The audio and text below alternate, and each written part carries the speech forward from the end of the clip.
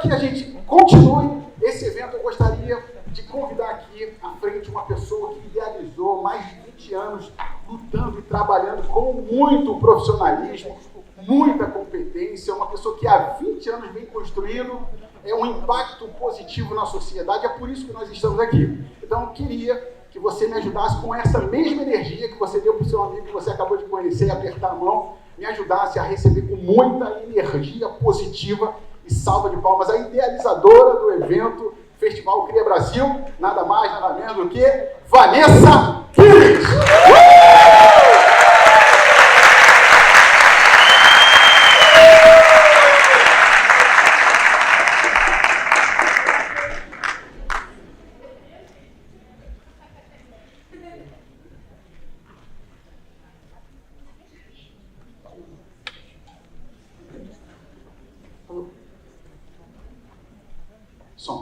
Som. Bom dia! Bom dia! Estamos aqui de volta, né, gente? Mais um ano aí, muito bom. A gente fala que o Cria Brasil, né, ele faz parte já da nossa rotina, né? Deixar de ter ele é quase impossível.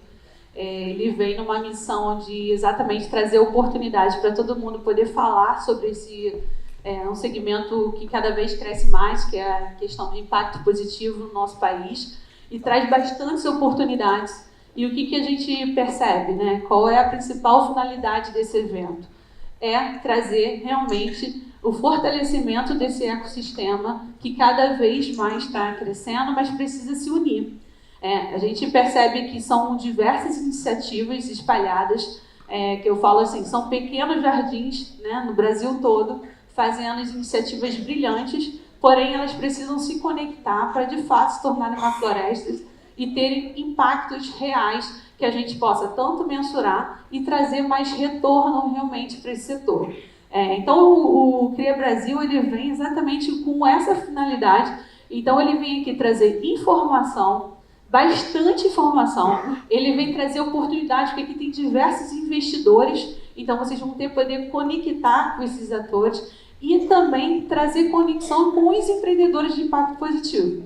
Então, assim, eu comecei, tanto que vocês estão vendo bastante jovens, pessoas realmente assim, que já têm, às vezes, uma instituição organizada, como realmente pessoas que ainda estão no processo de querer construir algo na área de impacto positivo, né? Então, aqui tem diversas pessoas ainda em diversas fases da vida, né? Eu comecei a empreender com 23 anos, então, assim, eu gosto sempre de mostrar para os jovens, né, principalmente, que estão iniciando a vida, a oportunidade que está de empreender. E já com os 23 anos, eu sempre atuei na área de impacto positivo. Sempre foi meu DNA, sempre vi oportunidade disso. Eu vim de comunidade, então morei no subúrbio a vida inteira, estudei em colégio público, passei por várias situações de falta de recursos, né? E quando eu tive uma oportunidade de trabalhar com uma pessoa que era do Banco Mundial, que ela me mostrou que tinham diversas formas de você conseguir subsidiar, que não faltavam recursos, faltava realmente conhecimento e profissionalização desse setor, eu resolvi abrir minha empresa e empreender nessa área e estou até hoje fazendo esse trabalho. Então, eu sempre gosto de devolver aquilo que eu ganhei. Então, o Cria Brasil ele é exatamente esse momento de você se conectar e entender as oportunidades que tem nesse setor. A minha palestra hoje, eu vou dar uma pequena introdução, que é exatamente para trazer para vocês esse conceito do que tem de oportunidade nesse segmento. E vocês poderem estar o quê? Com a cabeça bastante aberta para entender realmente como é que vocês podem conseguir empreender ou se conectar nesse setor dentro do universo de oportunidades que tem. Então, vou dar uma pequena introdução para vocês poderem conhecer. Pode passar, tá, gente?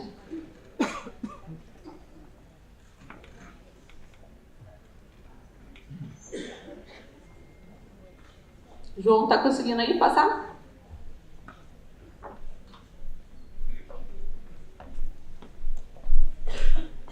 Foi.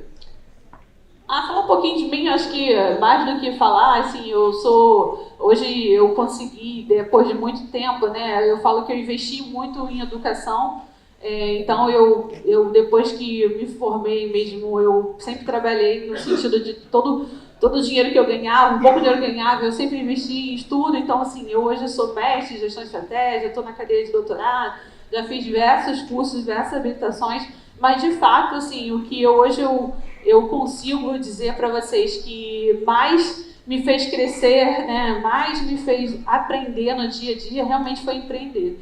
Então, eu estou na área de empreendedorismo, o nosso grupo empresarial está no mercado há mais de 20 anos, e lá que realmente eu posso dizer que foi minha escola real do dia a dia. Né? Pode passar um pouquinho. Hoje eu vim trazer um conceito interessante que quando eu comecei, né, aos 23 anos de idade, quando eu comecei a empreender, eu queria abrir uma empresa, mas eu não queria abrir uma instituição sem fins lucrativos. Eu tinha uma visão realmente de negócio, uma visão estratégica, que era diferente um pouco do mercado sem fins lucrativos. Né?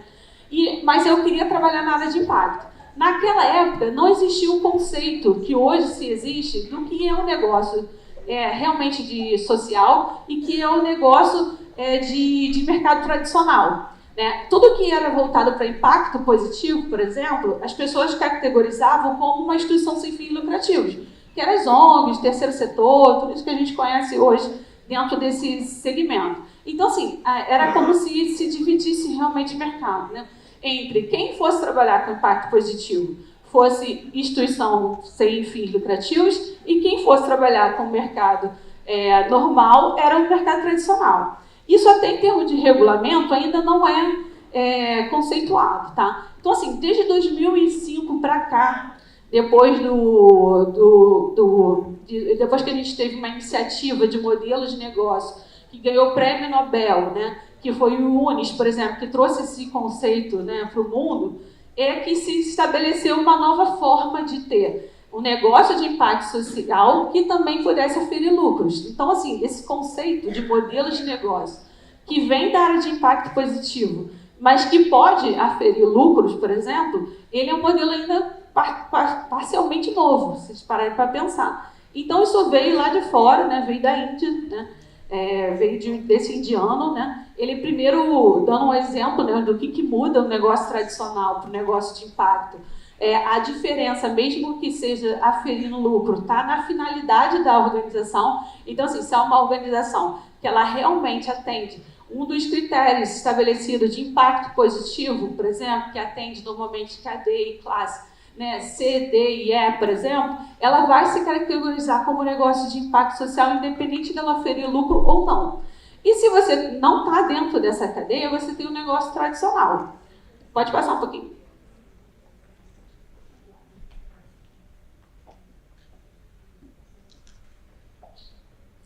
Eu gosto de trazer exemplo para vocês poderem materializar um pouco o que seria esse conceito. E eu gosto de sempre trazer o Anderson, que inclusive ele vai estar aqui à tarde.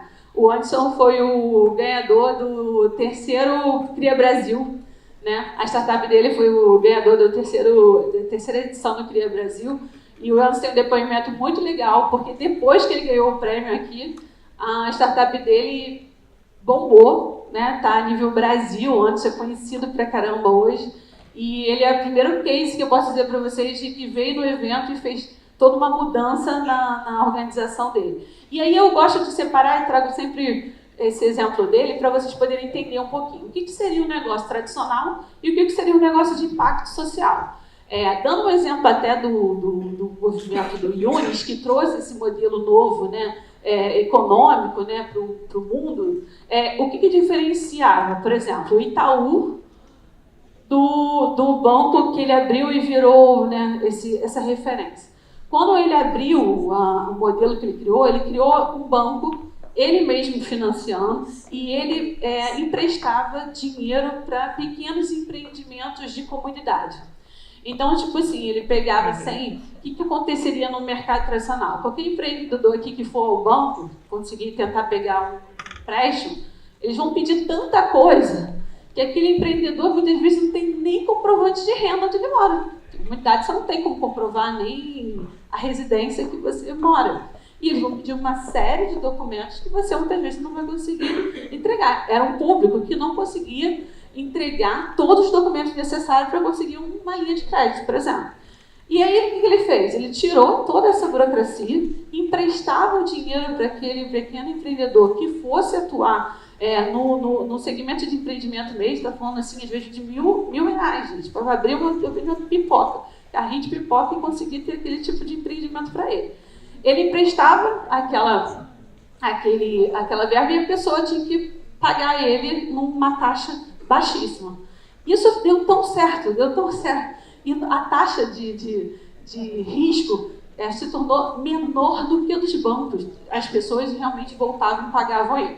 Isso criou um modelo de referência, que ele ganhou o Prêmio Nobel, e se tornou um negócio. Então, assim, pensando no Itaú e pensando no banco que ele construiu, eles são negócios diferentes. Um é tradicional, outro é de impacto social, exatamente para atender um público diferente. A mesma coisa aconteceu com o Anderson. O que o Anderson viu de oportunidade, que é o dono do delivery da favela?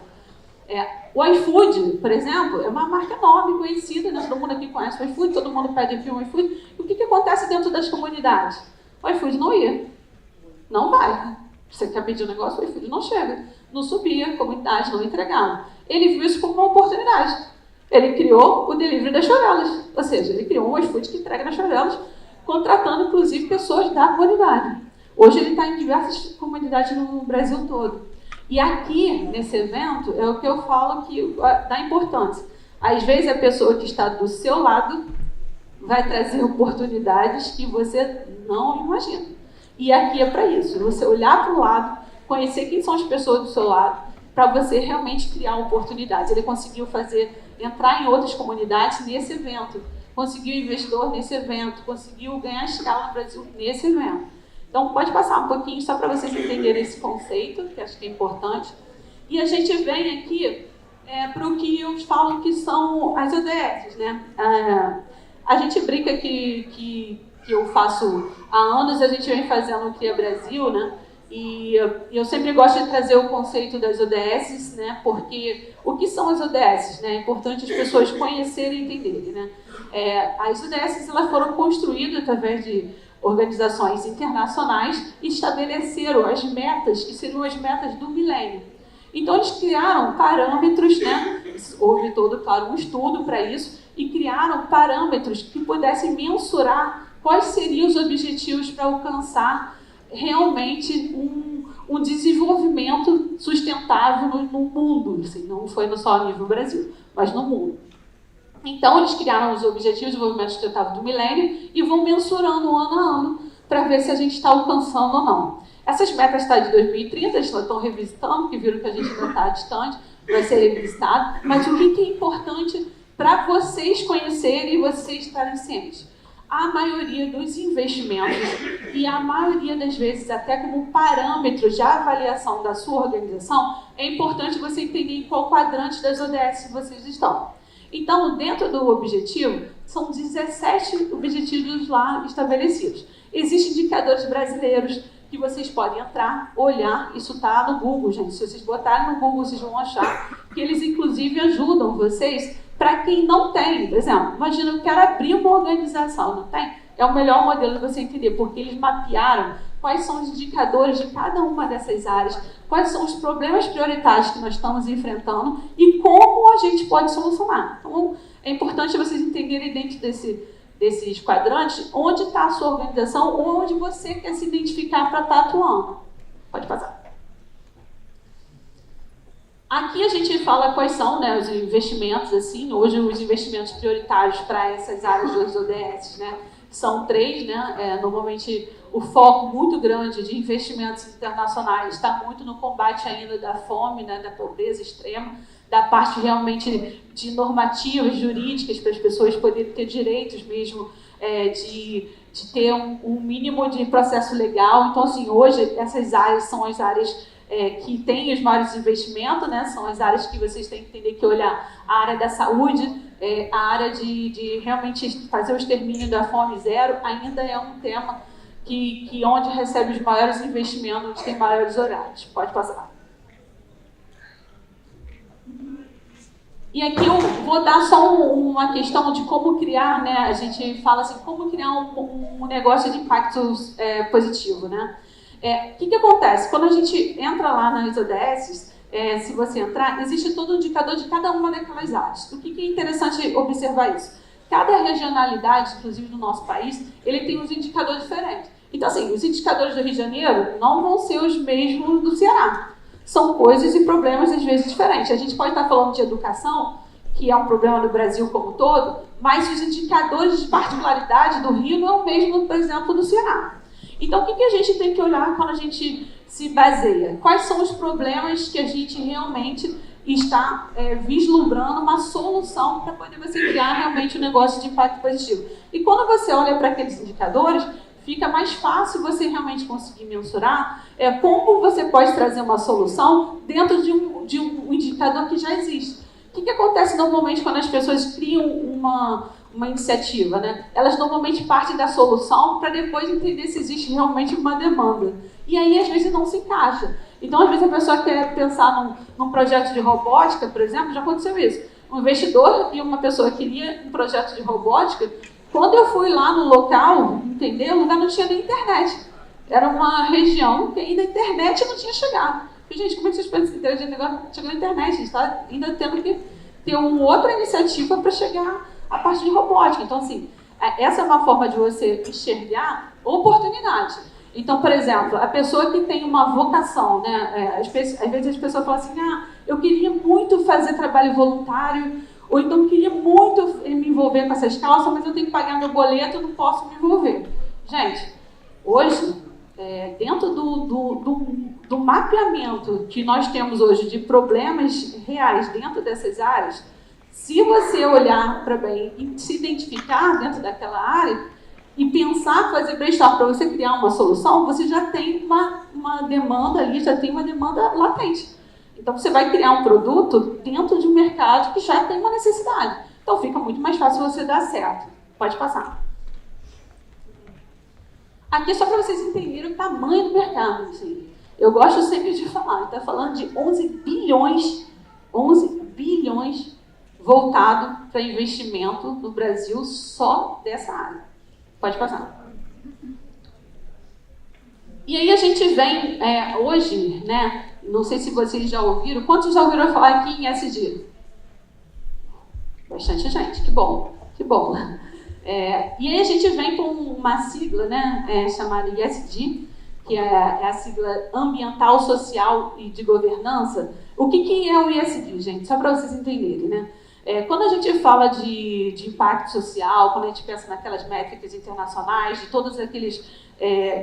todo o sistema, a ONU e etc., né? O que o mundo percebeu? Poxa, olha só, a gente precisa impulsionar essa área. E como é que a gente impulsiona essa área? Impulsiona nada mais como investimento. Então, assim, hoje se criou essa sigla que são indicadores mensurados pelas empresas, que as empresas, para serem avaliadas, elas são avaliadas nesses 3 critérios. Se ela tem uma governança, se ela tem uma questão social, se ela tem questão ambiental. Para que elas são avaliadas nisso? Elas só podem hoje receber verbas internacionais ou de investimento, inclusive no Brasil está entrando também nessa moda, que elas só podem receber investimento se elas estiverem atendendo esses critérios. O que aconteceu com isso? Quando eu comecei a empreender lá atrás, eu falava de legado social, questão ambiental. Gente, eu era assim, uma areia numa praia. As pessoas não queriam tanto ouvir falar sobre isso. Mas o que aconteceu? Eu percebi a mudança de comportamento das organizações pensando sobre esse tema. Só que quando veio o ESG, que virou uma obrigatoriedade das empresas atender, isso deu um pulo. Por quê? Porque agora não é mais uma questão da empresa pensar assim, quero ou não quero me adequar. Não, ela vai ter que se adequar. Ela vai ser mensurada. E onde vocês veem oportunidade nisso? Todas as pessoas que estão aqui, que estão trabalhando nessa área, vão poder se conectar com organizações que tenham que atender esses critérios. Então, para a gente, foi maravilhoso. E é isso que vocês têm que entender. Então, por que vocês têm que conhecer? Porque esses indicadores vão balizar, inclusive, quando vocês forem se conectar como uma empresa, fazer algum tipo de investimento. Se vocês estiverem atuando, você fala assim, olha, eu posso atender aquele seu indicador X que você tem que atender. Eu trabalho com diversidade, eu trabalho com o público de mulheres, eu trabalho com o público de PCDs. a empresa vai ter vários critérios lá que você vai poder se conectar para ajudá-las a alcançar esses indicadores. Então, pode passar. Aqui eu falo um pouquinho do movimento, né, de SD, que é um movimento que a gente está falando já, que eu falo de verbas internacionais, que a gente está falando de trilhões. Para vocês terem noção, esse movimento é tão grande que a gente está falando hoje de trilhões. Pode passar.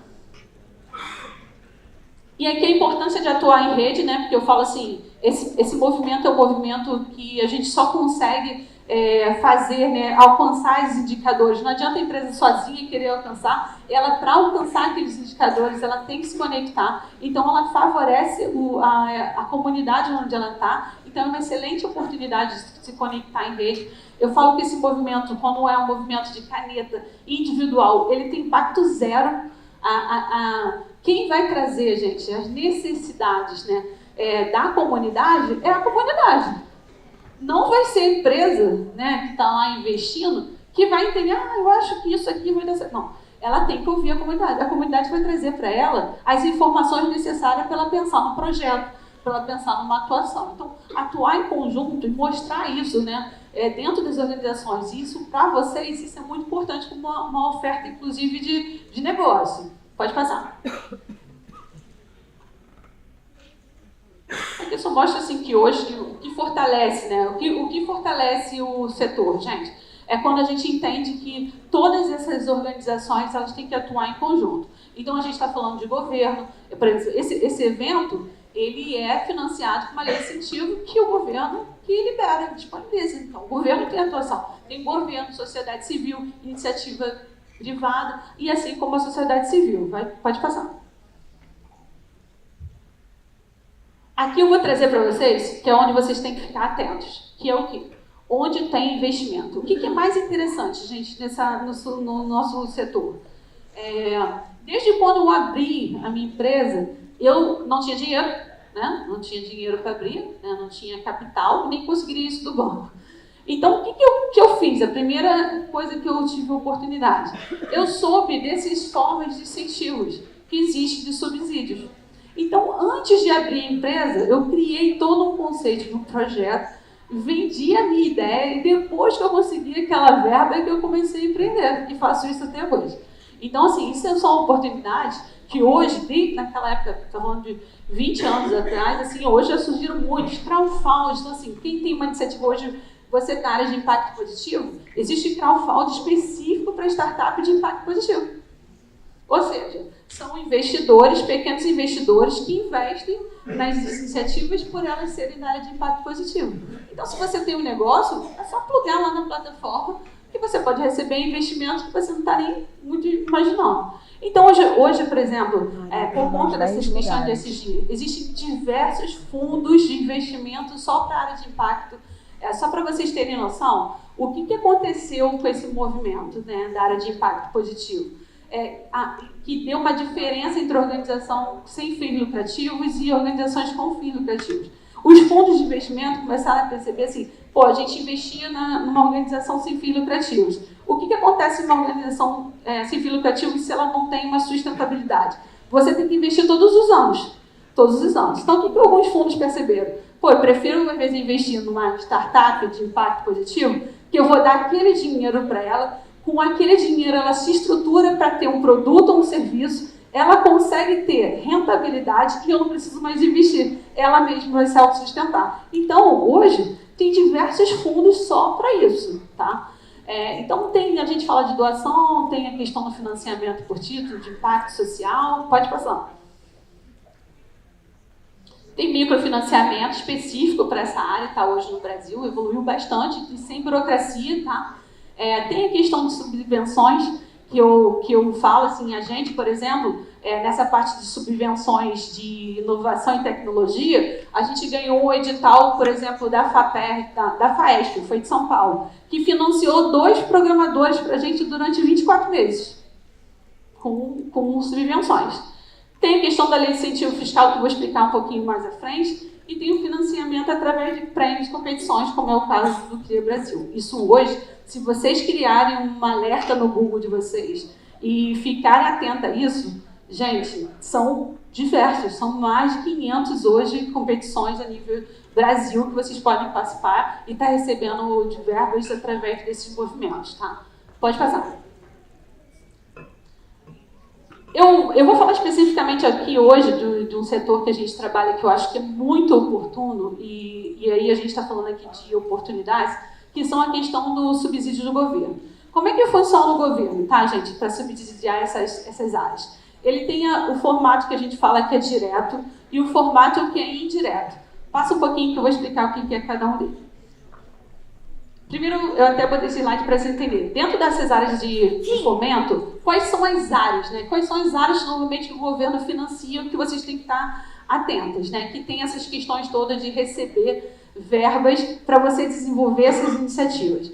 A gente hoje tem a área ciência e tecnologia, então quem tem produto, desenvolve a área de tecnologia, quem tem uma startup, por exemplo, pode receber. Quem é da área de educação e pesquisa, quem é da área de cultura, quem é da área social mesmo, quem é da área hoje de esporte e quem é da área de saúde. E esse ano, do ano passado para cá, surgiu a lei do meio ambiente, que vai estar valendo para esse ano. Então tem subsídio hoje para a área do meio ambiente. Pode passar. E aí, o que eu falo? Existem duas formas que o governo financia. Uma delas é direto. Tá? O que é o subsídio direto? É quando o governo ele lança os editais que tem e ele estabelece quais são as políticas de investimento que ele quer financiar. Se você, por exemplo, só da área de cultura, ano passado, dessas verbas, foram disponibilizados 10 bilhões no Brasil.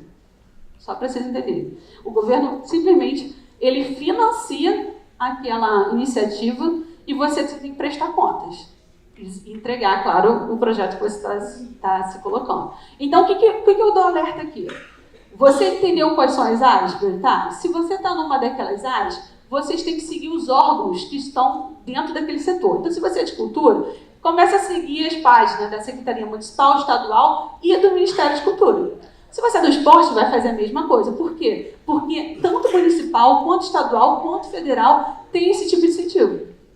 Então, assim, é uma verba enorme que, de repente, vocês estão deixando de ter essa oportunidade por não se conectar. Editais, por exemplo, ciência e tecnologia, também foram quase 50 bilhões só da área de ciência e tecnologia de fomento que o governo financia, paga e consegue. A gente conseguiu, ano passado, quase 5 milhões das iniciativas que estavam com a gente só participando desses editais. Pode passar. E aí a gente vem para uma área específica, que é uma área que a gente atua muito fortemente, que é uma área que me apaixonei, virei especialista nessa área, que são as áreas de lei de incentivo. Qual a diferença do fomento direto para a lei de incentivo? A lei de incentivo já envolve mais um ator, que é o quê? A iniciativa privada. Então, o que são as leis de incentivo hoje no Brasil? As leis de incentivo elas foram criadas pelo governo para que a iniciativa privada pudesse se aproximar dessas áreas prioritárias para construir as políticas públicas no nosso país. Então, ele criou um instrumento chamado incentivo fiscal. Então, as empresas hoje que têm tributação, que pagam imposto, elas podem pegar parte do que elas pagam de imposto e investir numa dessas áreas que eu acabei de falar lá, e com isso ela consegue fazer o abatimento dela fiscal. Então, é ótimo para todo mundo. É ótimo para a iniciativa privada que está apoiando, é ótimo para os empreendedores de impacto e é ótimo para o governo. Por quê? Porque o governo está abrindo mão parte do orçamento dele para que realmente chegue na ponta, onde são as áreas prioritárias para ele poder se desenvolver. E o que acontece? As pessoas falam assim, mas o governo é bonzinho por estar fazendo isso? Não. Já tem um estudo que a cada R$1 que a gente investe, que ele renuncia para essas áreas, ele volta 5 para o desenvolvimento econômico do nosso país. Pô, então faz muito sentido, concorda? Se cada R$1 que ele abre mão voltam 5 para o desenvolvimento econômico do nosso país, é um modelo que funciona, já está há mais de 30 anos funcionando e só aumenta as áreas. Então, assim, esse ano, inclusive, aumentou para a área de meio ambiente. Então, se vocês atuam na área de meio ambiente, por exemplo, vocês já têm uma mega oportunidade aí. É só vocês apresentarem a iniciativa de vocês têm que ser habilitados. Qualquer empresa, inclusive ao redor onde vocês estão inseridos, elas podem simplesmente financiar a sua iniciativa e abater o imposto delas por estar fazendo esse trabalho. Pode passar. E o que que precisa, né? O que você precisa normalmente para você poder conseguir receber aqueles recursos, tá, gente? Tanto direto quanto indireto. Você precisa ter um projeto. Todos eles, por exemplo, assim, você precisa entender quais são, para receber tanto de fomento direto quanto direto, você tem que estar habilitado. E como é que você faz para habilitar? Você precisa desenhar um projeto. E dentro desse formato de desenhar um projeto, você tem que estabelecer todas as premissas do que você vai realizar. Então, você vai dizer qual o objetivo do seu projeto, qual é a finalidade, qual o público que você quer atingir, enfim. Depois que você monta todo um projeto, você submete para algum desses órgãos. Então, se você é de cultura, tem que submeter para o órgão de cultura, se for do meio ambiente, etc. Então, cada um deles vai ter uma forma que vai seguir esse padrão, que é apresentar um projeto. A partir do momento que você tem essa habilitação, você consegue receber esse tipo de investimento. Quando o fomento é direto, que foi aquele anterior que eu expliquei, aí você passa mais por um critério de seleção. O governo vai receber, né, todas as propostas, né, que ele abriu o edital, e ele vai passar por um crivo de seleção. Se a sua proposta for selecionada, você recebe aquele recurso, tem que desenvolver o projeto e prestar conta. Qual é o melhor dos cenários, gente, do que a gente fala aqui do mundo de empreendedorismo? O que normalmente acontece se fosse um investidor normal investindo na sua organização ou na sua startup? Vamos pensar no caso da startup. Normalmente ele quer participação do seu negócio. Ninguém vai investir no seu negócio sem nada, né? Normalmente ele fala assim, olha, eu quero parte da sua empresa e tudo mais. O que acontece nessa questão do subsídio do governo, gente? Não tem isso. Faz parte da política dele desenvolver essas iniciativas. Então, assim, imagina, você pode hoje ter todo um trabalho desenvolvido com esse tipo de recurso e simplesmente sem dar nada, né, para o governo. A sua empresa continua sendo a sua empresa, porque você só precisa prestar conta daquilo que você está recebendo. A gente hoje faz esse trabalho a nível Brasil, desenvolve projetos diversos, vocês puderem imaginar, já ajudou milhões de organizações que vocês possam imaginar com esse tipo de recurso, e eu vejo quanto isso se tornou um movimento importante e realmente faz toda uma mudança naquela organização que muitas vezes não tinha recursos, né? Que muitas vezes não conseguia desenvolver a tecnologia, às vezes, da empresa, ou então desenvolver as ações, e com esse tipo de recurso ela consegue ter a sua sustentabilidade. Pode passar.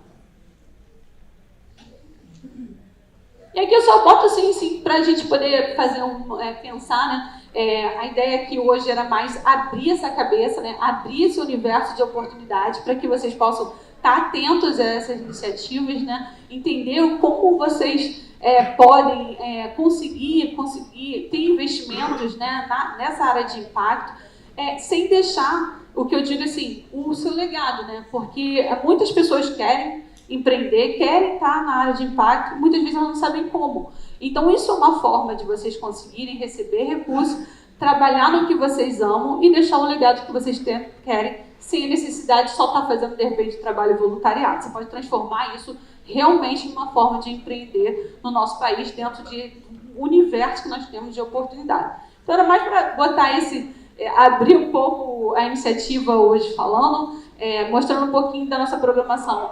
O pessoal que vai assumir aqui, eles também vêm trazendo um pouquinho dessa construção de modelo de negócio para vocês poderem fazer o pitch. Por quê? O pitch vai ser bem interessante, só para vocês entenderem, porque vai além da questão da premiação. A gente depois vai pegar tudo isso que vocês estão fazendo de trabalho aqui, a gente leva também para investidores nossos. Então, a gente evolui para que, inclusive, vocês consigam ter um alcance maior pós-evento. Então, isso também é legal, só para vocês entenderem que a gente vai ter diversas pessoas aqui que já investem através de incentivo, que já faz esse tipo de apoio, já faz esse tipo de investimento para vocês poderem se conectar. Tá? Só queria agradecer, então, gente, e deixar esse legado aí para a gente.